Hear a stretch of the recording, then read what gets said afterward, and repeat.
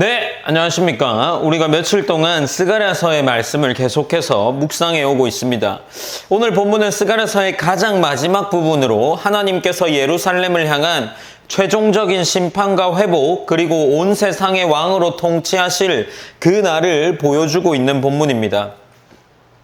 말씀의 마지막은 언제나 중요한 메시지를 담고 있는 것처럼 스가랴서에서도 마찬가지 중요한 메시지를 보여주고 있습니다.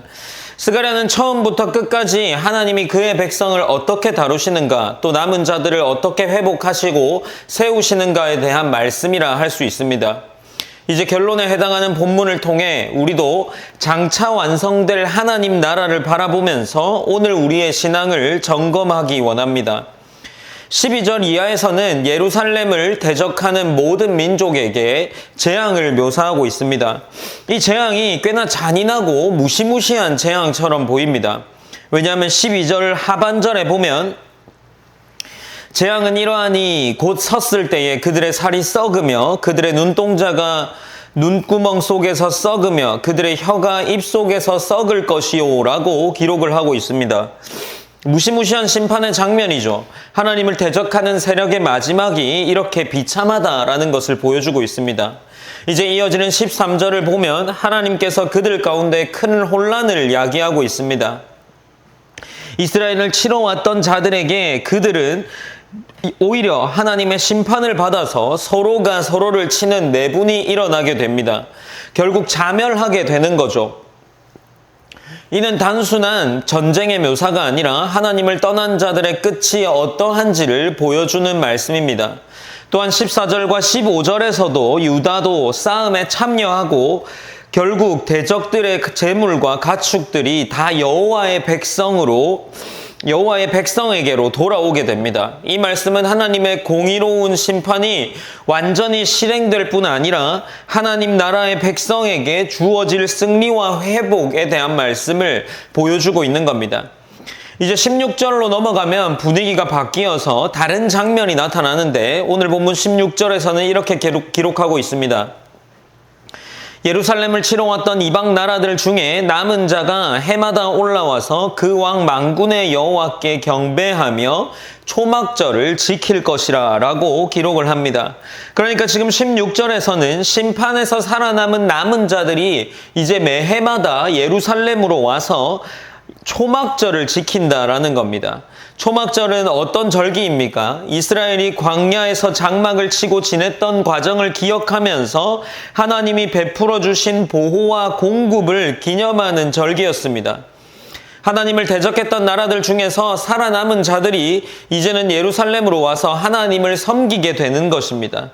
이것은 하나님의 구원의 은혜가 이스라엘뿐만 아니라 모든 민족에게 열려있다라는 것을 보여주는 것도 있는 거죠. 그러나 동시에 경고에 대한 기록이 나타나기도 합니다. 올라오지 않는 자들은 어떻게 됩니까? 이들에게는 또 다른 심판이 임하게 되는데 올라오지 않는 자들에게는 비가 내리지 않을 것이며 특히 애굽과 같은 나라가 불순종할 경우에는 이 본문은 17절, 18절에 나와 있습니다. 애굽과 같은 나라가 불순종할 경우에는 심판이 면할 수 없다. 심판을 피할 수 없다라고 기록하고 있습니다.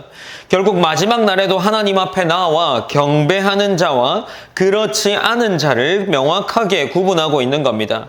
마지막 20절과 21절에서는 예루살렘과 유다의 완전한 변화를 보여주고 있습니다. 그 날에는 말방울에까지 성결이라고 기록하는데 오늘 본문 14장 20절에 보면 그날에는 말방울에까지 여호와께 성결이라 기록될 것이라 여호와의 전에 있는 모든 솥이 제단 앞 주발과 다름이 없을 것이니 라고 기록을 하고 있습니다. 원래 성결은 어디에서만 속해 있었습니까? 성전 안에 구별된 제사 도구에만 해당되는 단어였습니다. 그러나 마지막 날에는 가장 평범한 기구들, 심지어 말방울까지도 여호와께 성결하게 될 것이다 라고 기록하고 있는 겁니다.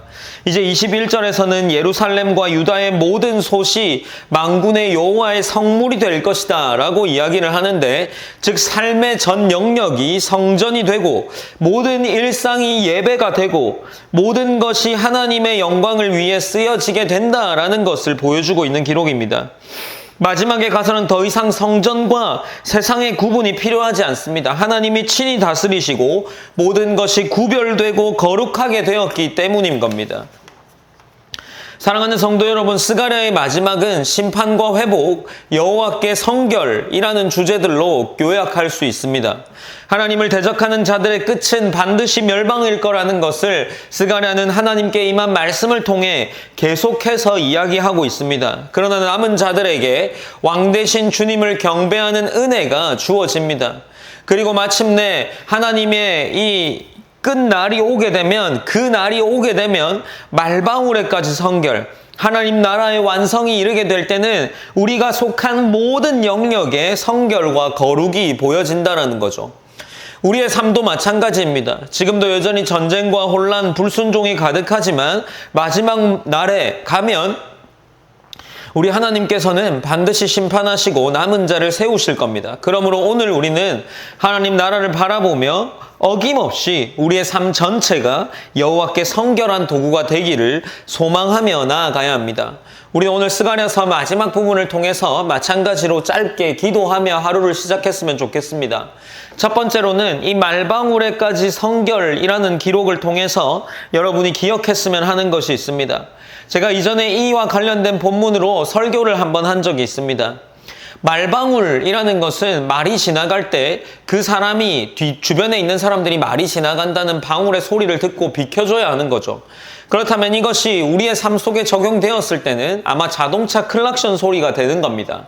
우리는 그 소리까지 여호와께 성결하게 되기를 하는 그러한 삶을 살아야 된다는 겁니다. 우리의 삶이 그런 삶이 될 수 있도록 기도하셨으면 좋겠습니다. 또한 두 번째로 하나님께서 우리가 스가랴를 통해서 여러 번 기도했지만 하나님께서 내 삶을 이끌어가고 계시다는 것을 오늘 하루 가운데도 체험할 수 있기를 기도했으면 좋겠습니다.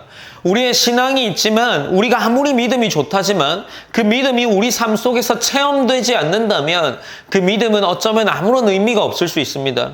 우리가 매일매일 기도하는 것처럼 하나님께서 우리의 삶을 다스리시고 이끌어 가심을 우리가 매 순간마다 기억하고 느낄 수 있도록 우리의 삶을 주관하여 달라고 우리 그렇게 한번 기도함으로 오늘 일상 기도를 마무리하겠습니다. 제가 기도하겠습니다.